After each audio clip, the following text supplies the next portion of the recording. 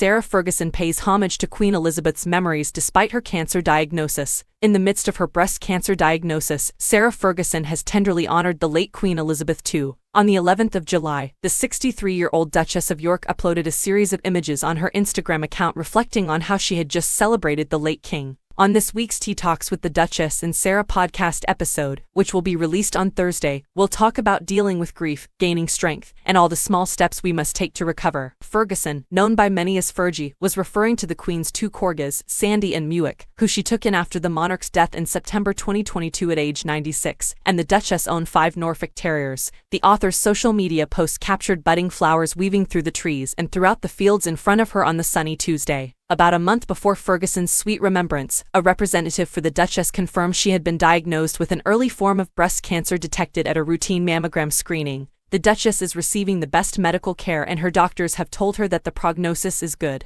She is now recuperating with her family, the representative noted. Ferguson recently revealed she wasn't planning on going to her regular checkup because it was too hot outside and as far as she could tell, she was symptom-free. During a pre-recorded episode of her podcast, she said, "It was after bank holiday, and I live in this area, in the Windsor area, and it was a hot day, and I didn't feel like going to London. It's easy to put it off, I'll do it next week." Fortunately, her sister Jane, who was calling in from Australia for a different reason, persuaded the Duchess to attend her appointment.